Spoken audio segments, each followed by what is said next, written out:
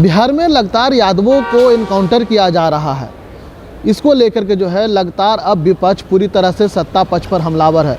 लेकिन वहीं जो है बिहार के पूर्व मुख्यमंत्री और वर्तमान में केंद्रीय मंत्री जीतनराम मांझी से सवाल किया मीडिया ने कि इस तरह की इनकाउंटर हो रही है, कैसे देखते हैं। उन्होंने कहा कि देखिए, जो राजद के कार्यकर्ता हैं इन्हें सीधा सीधा लालू यादव पर हमला बोला है जीतनराम मांझी। उन्होंने साफ तौर पर कहा कि देखिए, जिस तरह से जो है लगातार इनकाउंटर हो रही है, राजद के कार्यकर्ता हैं। हमने शुरू से ही देख रहे हैं कि राजद के जो कार्यकर्ता होते हैं वो इसी तरह का जो है काम करते हैं। लेकिन सम्राट चौधरी जो है पूरी तरह से सफाया कर देंगे, कोई भी अपराध बिहार में नहीं होगा, इनकाउंटर तो होगा ही। पहले जो है जीतनराम मांझी की पूरी बयानों को सुने। बिहार के कानून व्यवस्था पे विपक्ष लगातार सवाल उठा रहा है। आज भी सुबह सुबह एक इनकाउंटर हुई है। देखिए, विपक्ष क्यों नहीं उठाएगा सवाल, उठाना स्वाभाविक है। क्योंकि आज नहीं, बहुत पहले से कह रहे हैं हम कि बिहार में लॉ एंड ऑर्डर खराब करने की पूरी जिम्मेदारी हमारे राजद के कार्यकर्ताओं पर है। चाहे भूमि विवाद हो, चाहे बलात्कार हो, चाहे लूट हो, चाहे हत्या हो। और सम्राट चौधरी जी को धन्यवाद देते हैं कि आते आते इन्होंने सचमुच में एक कड़ा निर्णय लिया है। और कहा भी गया है कि बिना न माने जल्दी जड़ गए कई दिन बीत, बोले राम सको को बस भय बिन हो ही न प्रीत। तो बिना भय काम किए हुए नहीं वहाँ का लॉ एंड ऑर्डर मेंटेन हो सकता है। इसलिए सम्राट चौधरी जी ने जो एक्शन लिया है, बहुत अप्रोप्रिएट एक्शन लिया है, सुटेबल सामयिक एक्शन लिया है। और जहाँ तक तेजस्वी जी का सवाल है, वो तो कहवे करेंगे, क्योंकि मारे तो जा रहे हैं उन्हीं के कार्यकर्ता। सिवान में इनकाउंटर हुआ है, आरोपी सोनू यादव का इनकाउंटर में उसको ढेर किया गया है। तो इसमें विशेष कहने की जरूरत नहीं थी। इसका जो सवाल तो जवाब वही हो गया कि सब तो वही लोग हैं और आज तक उनको छोड़ा जा रहा था किसी भी प्रकार से। लेकिन कच्चा खिलाड़ी नहीं है सम्राट चौधरी, सबके नब्ज को जानते हैं, बहुत दिन से राजनीति कर रहे हैं। तो पहले ही इन्होंने थ्रेटनिंग दे दिया, या तो भाई बिहार छोड़ दो, न तो अपराध छोड़ दो, और नहीं तो तुम्हारी स्थिति हो जाएगी। तो आज नहीं छोड़ रहा है, आदत नहीं सुधार रहा है, तो फिर उनका इनकाउंटर हो रहा है। तो इसमें तो सम्राट चौधरी का कोई दोष नहीं है, ये तो कह करके कर रहे हैं। सम्राट चौधरी जी से मुलाकात हुई आपकी सर, क्या क्या बातचीत हुई, आपकी आवाज देखिए, सम्राट चौधरी जी की महानता है, ये बड़प्पन है कि बिहार के और जनता दल के, भाजपा के सभी शीर्ष नेताओं से मुख्यमंत्री बनने के बाद और मंत्रिमंडल गठन होने के पहले सबसे कुछ न कुछ अपनी राय ले रहे हैं, चाहे बोल करके स्पष्ट चाहे अस्पष्ट। और ये बड़ी अच्छी चीज़ है और निर्णय बहुत अच्छा होगा।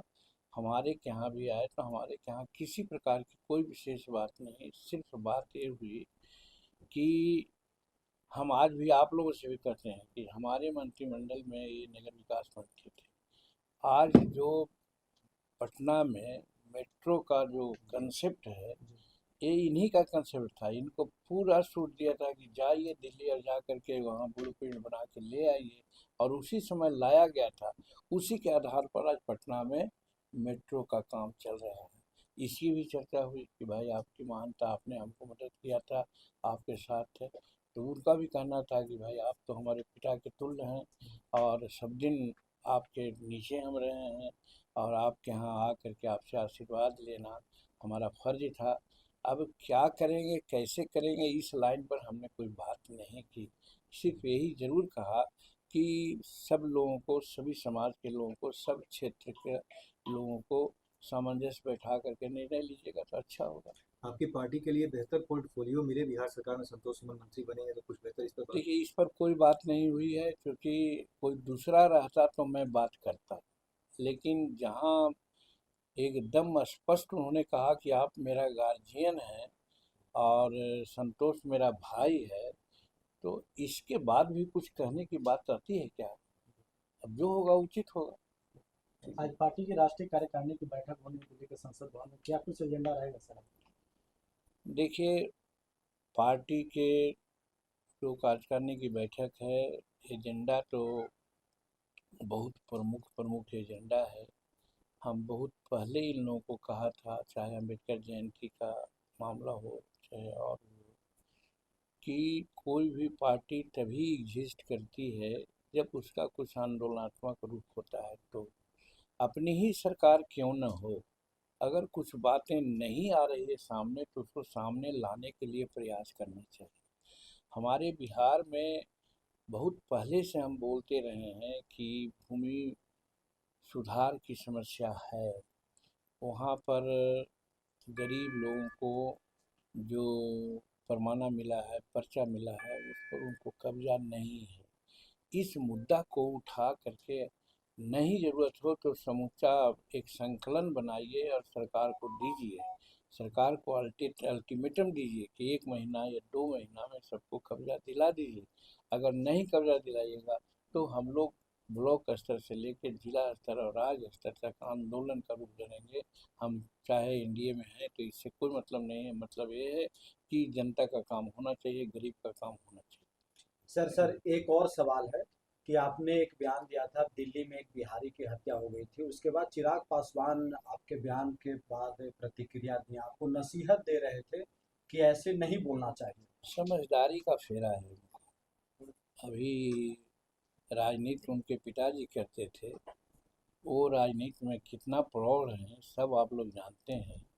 हम उसमें क्या कहा था, कोई भी बिहारी का खून बहता है और सचमुच में बिहारी है, उसको दुख नहीं होगा तो लानत न है उस व्यक्ति का। तो जीतन मांझी आज 82 वर्ष का है, 46 वर्ष से राजनीति कर रहा है, बिहार का राजनीति का अन्न, जनता का अन्न और आशीर्वाद खा रहा है। वो कैसे कहेगा कि बिहारी की हत्या कहीं हो गई तो अच्छा हुआ। हमने ये कहा था कि आए दिन इस तरह की घटनाएं हो रही है, चाहे बिहार दिल्ली में हो, महाराष्ट्र में हो, गुजरात में हो, अन्य जगहों में हो। ये घटना इसलिए हो रही है कि पलायन होता रहा है। हम कोई ऐसा कार्रवाई करें कि पलायन नहीं हो, और फिर ऐसी कार्रवाई करें हम लोग कि जिस राज्य में हमारे आदमी जाते हैं वो सुरक्षित रहें। तो आए दिन ये घटना होती है तो उस पर तो संज्ञान लेना ही चाहिए, लेकिन नहीं लोग ले रहे हैं, ये तकलीफ की बात है। तो इसमें कहाँ है नसीहत देने की बात, कहाँ हमने कहा कि बड़ी अच्छा हो रहा है। हमने तो कहा कि ऐसा हो रहा है, इस पर ऐतिहासिक कार्रवाई होनी चाहिए दोनों तरफ से, जिस राज्य में हो रहा है उसके लिए और हमारे राज्य से जो पलायन हो रहा है। तो आपने सुना जीतन राम मांझी ने साफ तौर पर कहा कि देखिए जिस तरह से जो है ये लोग पूरी तरह से जो है राजद वाले लोग हैं और यही लोग जो है पूरी तरह से बर्बाद कर चुके हैं बिहार को। लेकिन सम्राट चौधरी हैं, उन्होंने कसम खाई है कि बिहार में जिस तरह से जो है जंगल राज था उसको मुक्त करेंगे। वहीं जो है जीतन राम मांझी ने जो है चिराग पासवान पर हमला किया है, चिराग पासवान को नसीहत दी है। उन्होंने साफ तौर पर कहा कि हमने गलत क्या कहा, अगर दिल्ली में बिहारी को गोली मारी जाती है तो उसको गंभीरता से नहीं लिया जाता है। अपने राज्य का है, किसी भी राज्य का जो है व्यक्ति उस पर जो है गंभीरता से लेनी चाहिए। यानी सीधा सीधा जो है चिराग पासवान पर भी हमला किया। उन्होंने कहा कि चिराग पासवान को जो है गंभीरता से लेनी चाहिए। हमने तो कुछ ऐसा नहीं बोला है जिससे जो है चिराग पासवान हमें नसीहत देने की बात कह रहे हैं। इंशाल्लाह लाइव के लिए पटना से ब्रजेश कुमार।